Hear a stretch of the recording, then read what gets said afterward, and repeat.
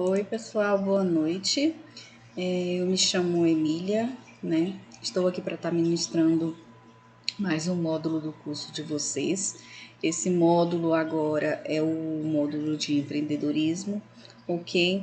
Explicar para vocês como que funciona, vai funcionar o critério avaliativo de vocês.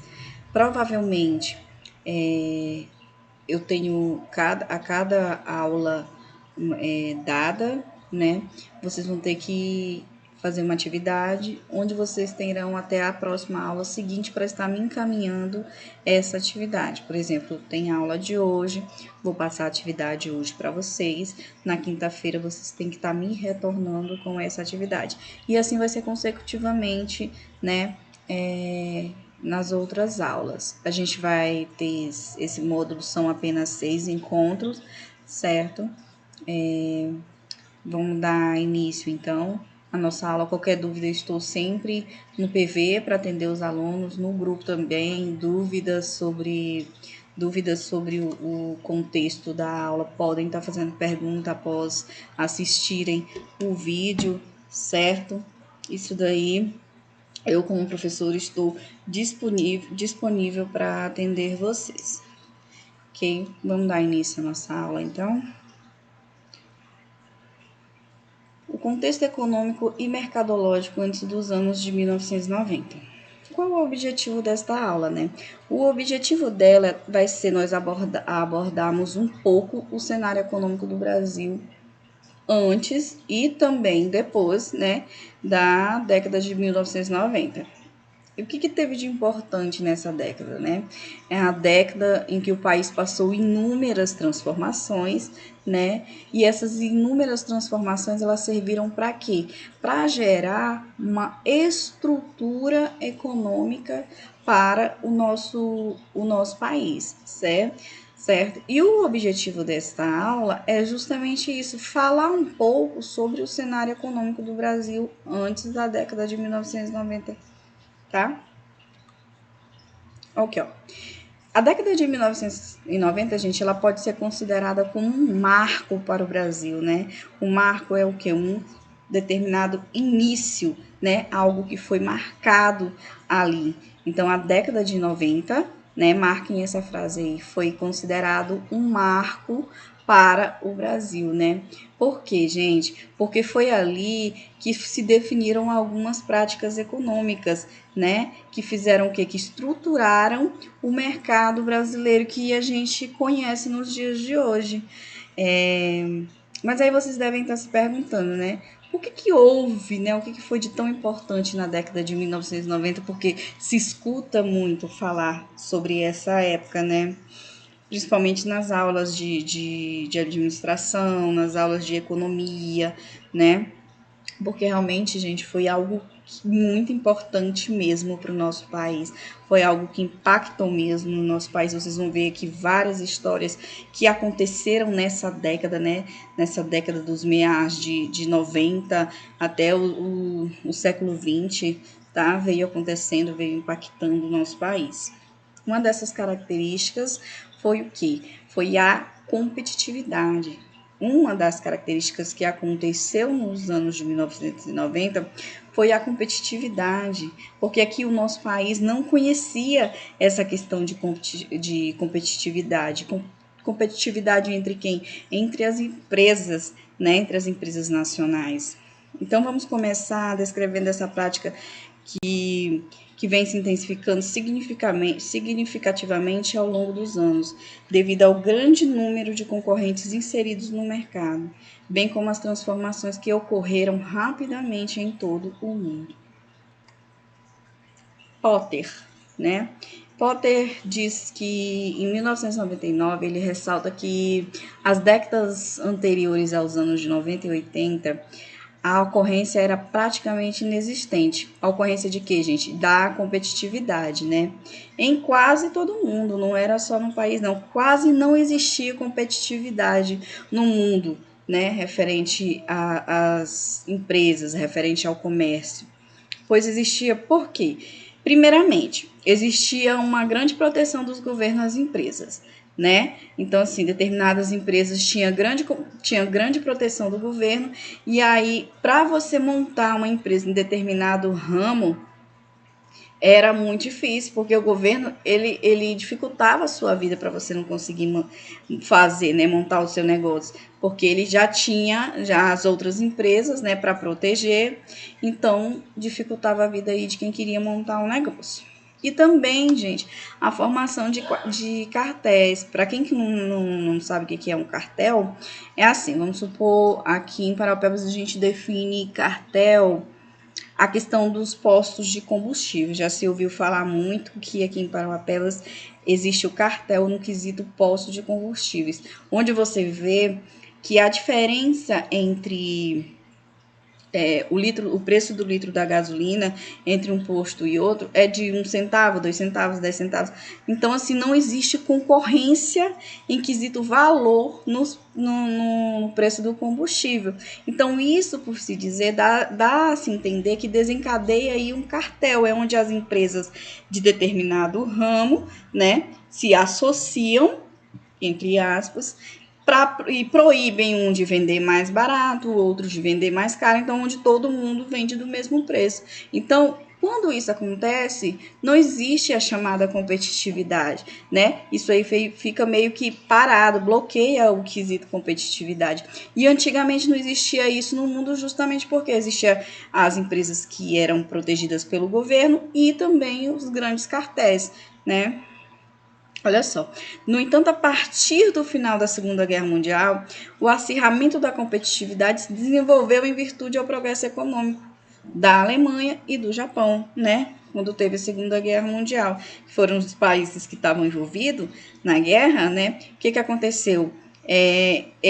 Desenvolveu-se aí, dentro desses países, a chamada competitividade econômica. A Segunda Guerra Mundial encerrou por volta de 1945. A partir desse período, o mundo sofreu grandes mudanças. E essa mudança ela veio ser chamada de globalização. Ela começou a ser evidenciada por maior visibilidade nos países diretamente envolvidos com a guerra, que foi o Japão e a Alemanha, né? E começou a ficar mais forte o quê? Começou a ficar mais fortemente participante o mercado mundial, o Japão, que para ser reconstruído necessitou o quê? Negociar com outros países. O Japão ele não produzia o suficiente para reconstruir o seu país, e ele passou o quê? A negociar, a comprar, a barganhar com outros países, né? E assim também a Alemanha.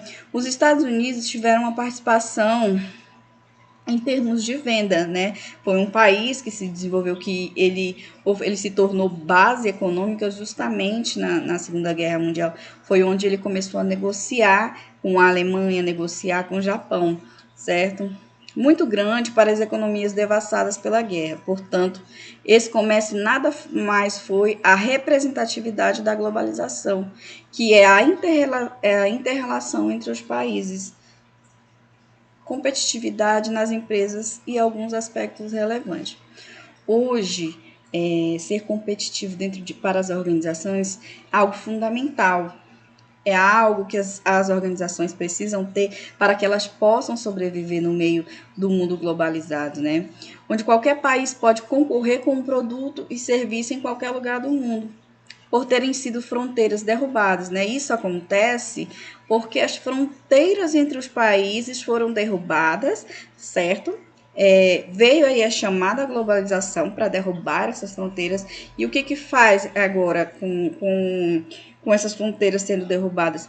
Um país começa a negociar com outro país.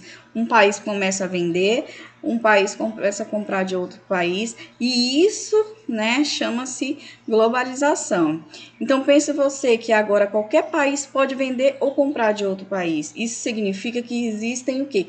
Muitos mais concorrentes, certo? Há de convir comigo. Se antigamente o Brasil só produzia para o Brasil e só vendia para o Brasil, a partir do momento que ele passa a produzir para os Estados Unidos, a produzir para a China, a produzir para a Alemanha, existem muito mais concorrentes, porque agora os concorrentes não são mais nacional, né? Os concorrentes eles passam a ser internacionais também, né? Aí, a partir dessa abertura, gente, o concorrente ele está em qualquer parte do mundo. O importante é vocês se atentarem ao fato de que quando nós referimos ao país poder de negociar com o mundo, nós estamos falando das empresas e dos consumidores, enfim, de todos os negociadores estabelecidos nos limites geográficos do país, portanto, contando então com concorrentes de todas as nações e organizações. Necessitam ser produtivas e competitivas para que possam permanecer nesse ambiente globalizado, né? Vale destacar também que as organizações, por estarem inseridas nesse mercado globalizado, altamente competitivo, eles necessitam o quê? Eles passam a ter que desenvolver ações, né, que as mantenham e principalmente que possam desenvolvê-las em termos de participação no mercado, né? As organizações, elas passam a ter que ter, gente, atitudes completamente diferentes. Por quê? Porque a globalização chegou. A globalização, que são as transações intermundiais, país com país, né, com outros países, ela chega, né? E aí as organizações elas passam a ter que se inserirem, né, nesse ambiente de globalização e passam, né, a ter que aprender a conviver nesse ambiente. Um ambiente no qual as organizações se deparam não é mais um local regional, mas sim uma coisa, né, maior, uma coisa mundial. Então, algumas variáveis elas devem ser observadas no sentido que a estratégia que as mesmas venham a desenvolver e contemplam todo o cenário que as envolve. E aqui tem algumas variáveis, né, que as empresas, que as organizações passam a ter que se considerar para poder viver, até para poder resistir, né, sobreviver a esse mundo competitivo, né? Primeiro aí a dimensão econômica, né, que é a dimensão onde fala que a empresa, as organizações, elas têm que se adaptar, têm que saber como que está a economia do país, né, onde ela está se localizando, onde ela vive, onde ela nasce, a empresa nasce, certo? Ela tem que saber qual é a dimensão econômica, ela tem que saber qual é a dimensão cultural, qual é o público que ela almeja, né, o público que ela deseja alcançar, qual é a cultura daquele público, certo? Ela tem que saber a dimensão política, né, de que forma essa empresa vai sobreviver no meio voltado às políticas do país, do estado ou do município, né? Quais são as leis, quais são as ordens que aquele município exige para que seja montada uma empresa dentro daquele município. O estado exige, o país exige. Então, você tem que saber qual é a dimensão política do seu negócio, né? Qual é o tipo de alvará, de licença que a empresa necessita para poder atuar em determinado ramo, né? Porque dependendo de município, muda, dependendo de estado, para você abrir uma empresa, muda também. País, da mesma forma. Então, isso é a dimensão política do seu negócio. E a dimensão social, né? A sua empresa está voltada ao social, né? Quando nós nos referimos ao social, nós estamos abordando a sociedade como um todo e, portanto, dada a importância representativa dos consumidores, dos mais diversos econômicos existentes hoje. Gente, o consumidor ele ganhou uma importância, né? Porque hoje está mais informado e também tem um leque muito maior de possibilidade para optar quando decide adquirir um produto. Então, quando você não dá importância à sociedade, quando você não dá importância ao consumidor, praticamente a sua empresa não vai para frente. É importante atentar também para as mudanças no perfil do consumo das diversas classes sociais, suas capacidades financeiras, né? Você vai montar um negócio que atinja qual classe? Classe A, classe B, classe C, né? Você quer vender para a maioria das pessoas, né? Não, eu quero atingir todos os níveis sociais. Você tem que saber qual é a dimensão social do seu negócio. Tem também a chamada dimensão ambiental, né, que são as exigências relacionadas à preservação do meio ambiente em níveis mundiais, trazem para a realidade das organizações dessa nova forma de gerenciar os meios de produção, atentando para a sustentabilidade ambiental, econômica e social. A dimensão política institucional, né? Essa dimensão ela já fala sobre a respeito das regras que conduzem a empresa, das regras que conduzem a organização, né? Você tem uma empresa e logo você tem que criar uma dimensão política institucional. Essa dimensão já faz parte de ser dentro da sua empresa. A dimensão tecnológica, né? Essa dimensão tecnológica ela está voltada à necessidade de avaliar, atualizar a organização para acompanhar o progresso tecnológico. Hoje em dia, as empresas que não acompanham a tecnologia, elas não estão aptas a participar dessa competitividade do mercado, porque todo dia as coisas estão se inovando, todo dia as coisas estão se atualizando, né? Então, assim, você tem que ver qual é a dimensão tecnológica da sua empresa. Hoje nós sabemos que todos os setores dentro de uma empresa, eles envolvem qualidade, eles envolvem custos, prazos, ciclos dos serviços prestados, no atendimento ao cliente. Por exemplo, na logística, esses fatores eles fazem com que a empresa esteja em constante evolução e revolução de conceitos e técnicas entregados ao contexto como um todo. E, assim, se destaca a necessidade do conhecimento que engloba o cenário econômico, mercadológico e político da sociedade, para a eficácia do desenvolvimento e função do gestor responsável, né? Ou seja, logística é essencial para um bom desenvolvimento de determinada organização.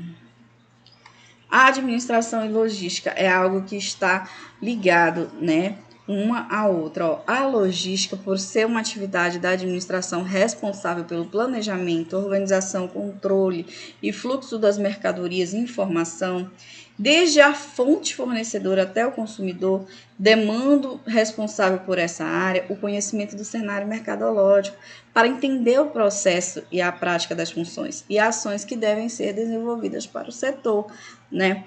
O responsável pela logística da empresa ele tem que ter um conhecimento a fundo do cenário de mercado, né, que a empresa está atuando.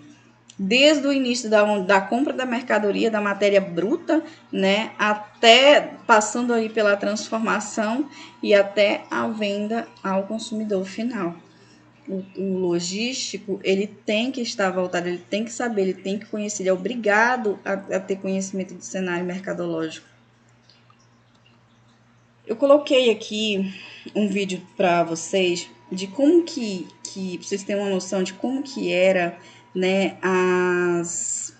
como que eram as propagandas antigamente. Talvez alguns de vocês, não sei se são mais velhos do que eu, vão lembrar de algumas propagandas, mas aí quando começou, né, a questão de investimento em propaganda, de chamar a atenção, porque a competitividade ela estava chegando, então quem era o melhor fazia o melhor primeiro, né, e chamava atenção mais e vendia mais. Tem empresas que vocês vão ver aqui com a questão da propaganda que elas vivem até hoje. Tem empresas que não, tem empresas que já faliram, já fechou ou se transformaram em outra marca, né? Mas vocês vão lembrar de algumas aqui. Vamos dar uma olhadinha no vídeo?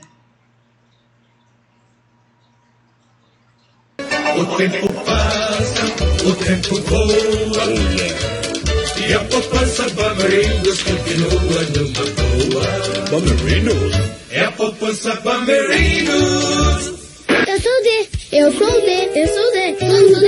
DDD, um beijo na sua mão. DDD, notícias pra provar. DDD, um susto no seu pai. Com DDD, vira até o se liga e vai. DDD, parabéns pra sua tia. DDD, desculpas pra sua noiva. DDD, boa noite pra uma amiga. Com DDD, vibra até você fica e liga.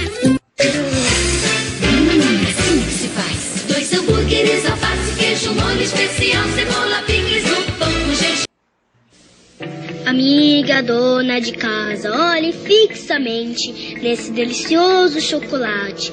Toda vez que a senhora sair com seu filho, vai ouvir minha voz dizendo: compre batom, seu filho merece batom. Agora a senhora vai acordar, mas vai continuar ouvindo a minha voz. Compre batom. Batom, o chocolate da garoto que não sai da boca nem da cabeça. O elefante é fã de Parmalat. O porco cor-de-rosa e o macaco também são.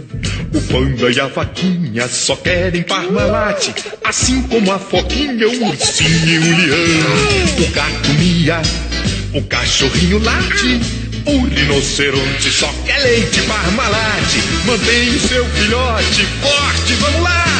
Trate seus bichinhos com amor e Parmalat. Tomou? Pipoca na panela, começa a arrebentar. Pipoca com sal e sede que dá. Pipoca e guaraná, programa legal. Só eu e você, e sem peruar. Eu quero ver pipoca pular. Eu quero ver pipoca pular. Quero ver pipoca pular, pular. Sou louca por pipoca e guaraná. Natal menino, bem-vindo Natal. Natal menino, bem-vindo Natal. Essa festa é chegando. É Coca-Cola chegando, uma bela cidade.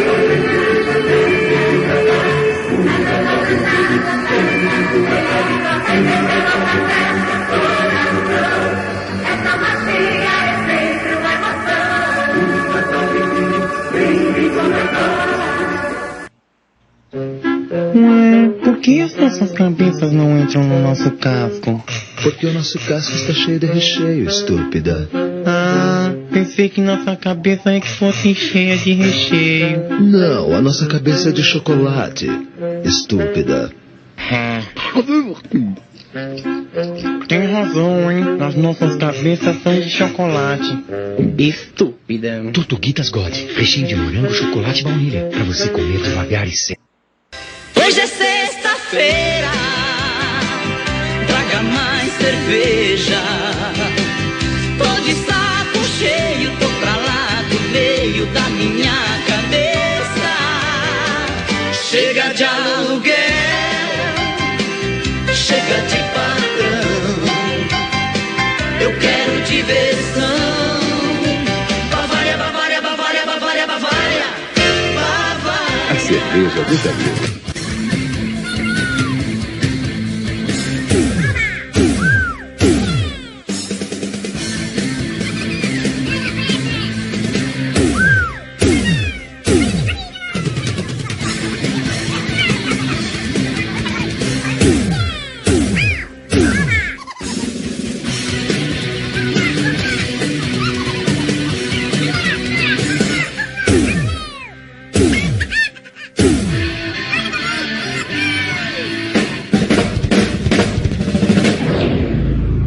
Nova linha Aplause Filco. Isso não é um som, é um tapa na orelha. Tem coisas que só a Filco faz pra você. Eu acordei, tirei o meu pijama, fui pra minha cama e depois dormi.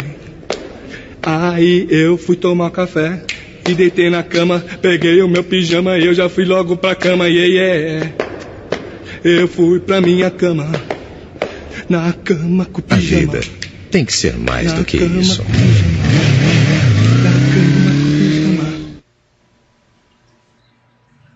Sobe. Obrigada. Tá quente aqui, né? Tá gostosa a suquita? Você é nova aqui no prédio, né? Eu posso... Tio, aperta o 21 pra mim. Quem bebe suquita não engole qualquer coisa.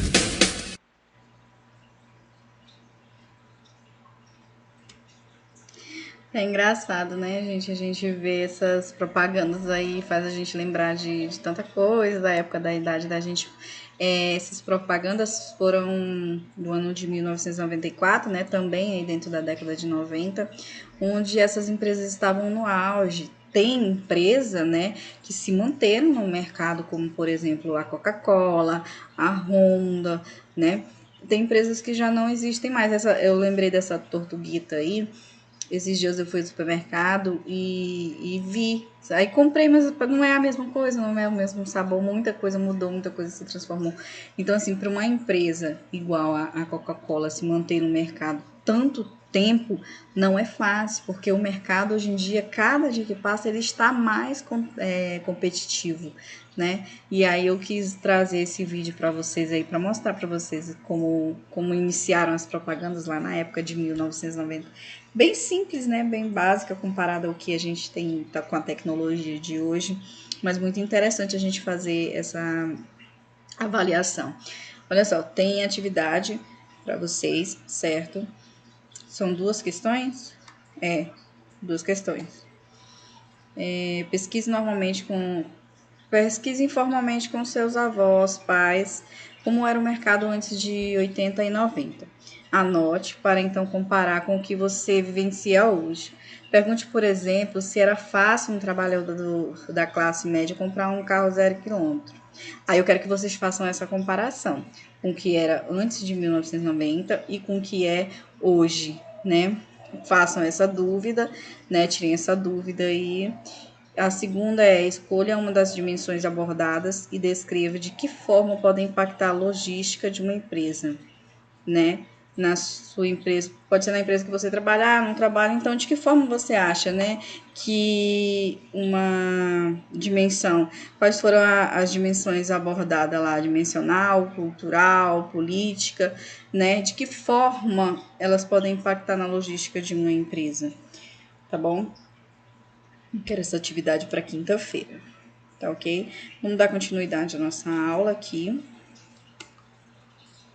O novo cenário da globalização, né?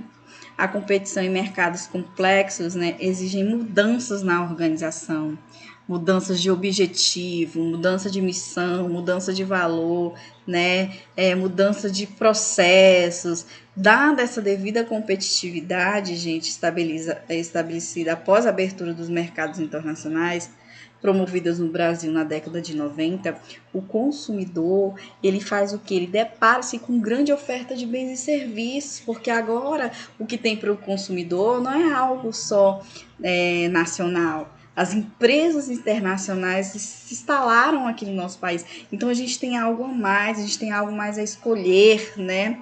Dessa forma, né, o consumidor ele tem um poder maior, né, sobre as ofertas. Eu posso escolher algo nacional ou internacional, né?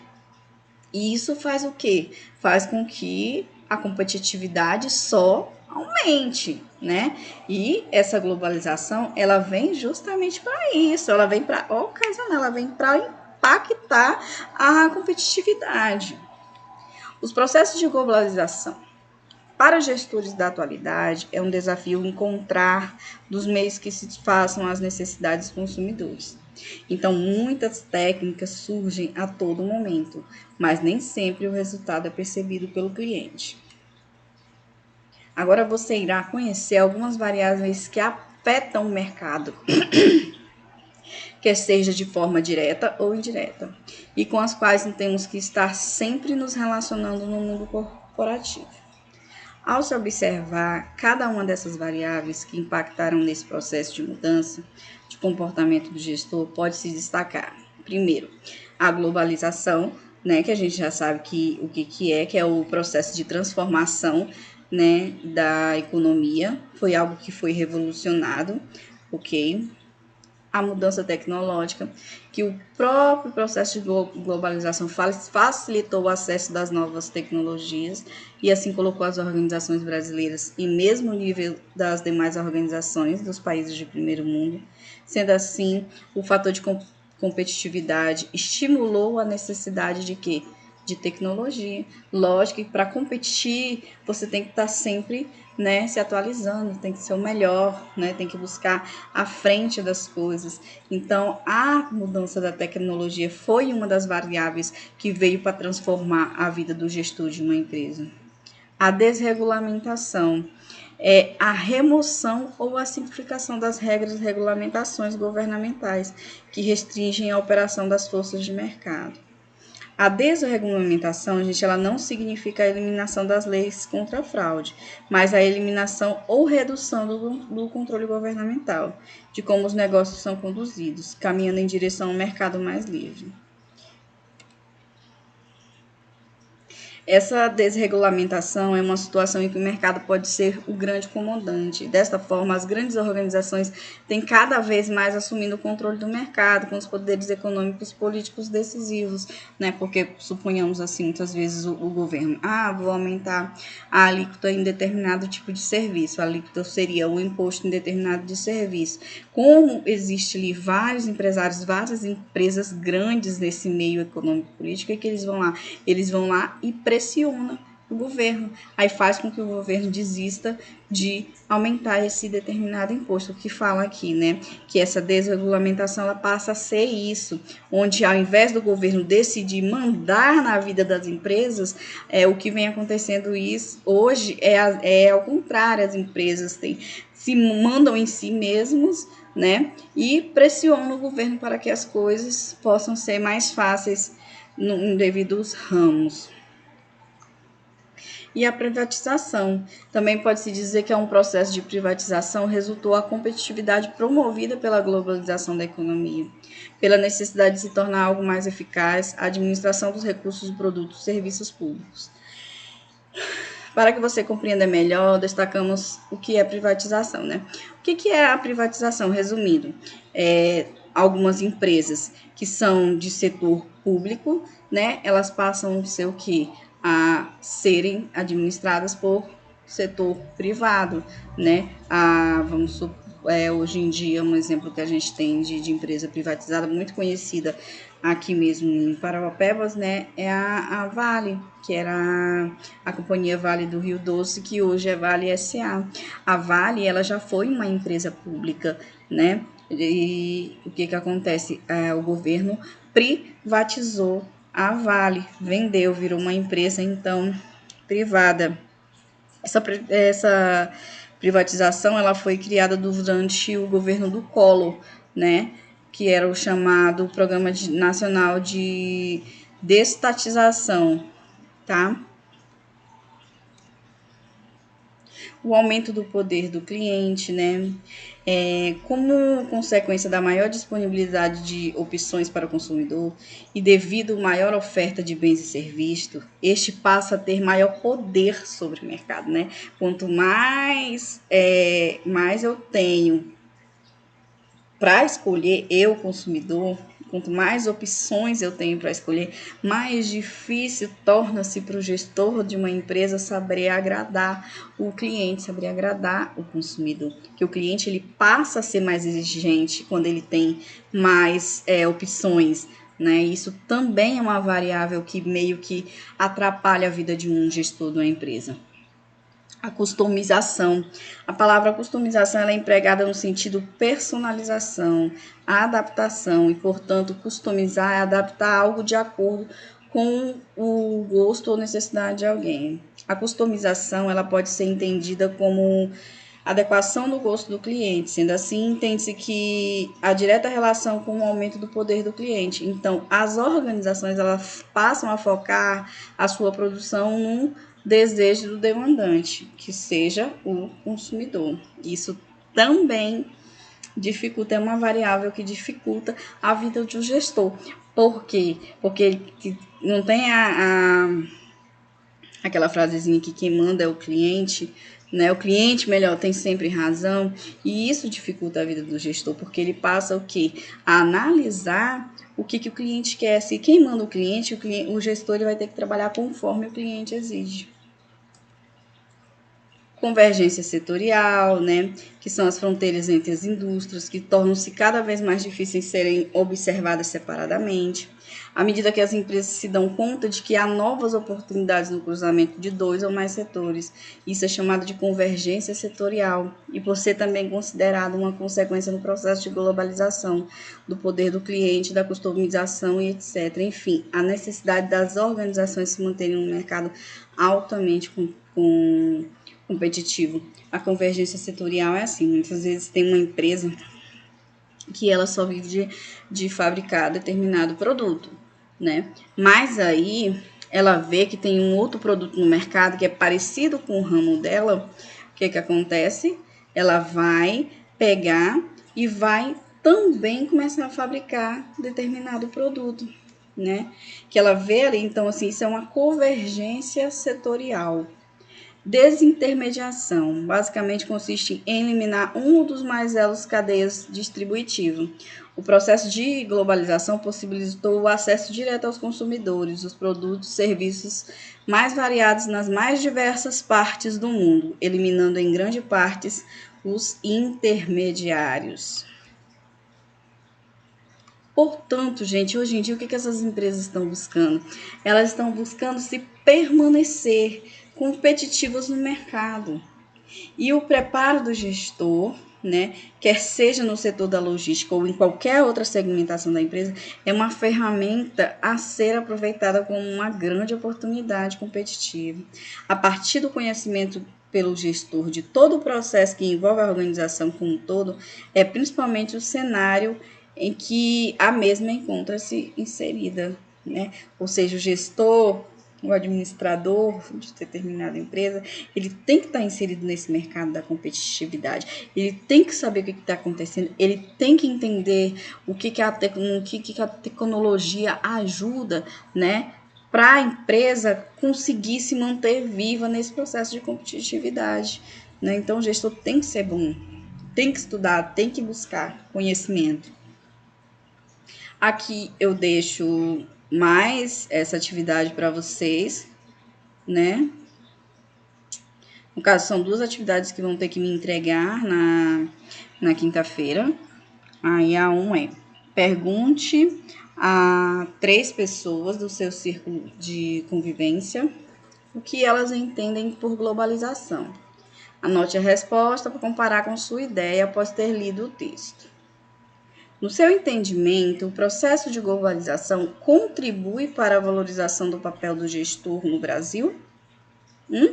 Vocês acham que sim ou que não? Certo? A gente acabou de falar o que dificulta a vida do gestor. O tema praticamente foi todo esse, né? As variáveis que acontecem aí na vida do gestor, com essa questão da globalização, com a questão da competitividade. Isso vai ajudar bastante vocês a responderem a atividade. Eu quero deixar aqui o meu boa noite, tá? Para vocês. Tchau, tchau e até a próxima aula. Beijo, meus queridos.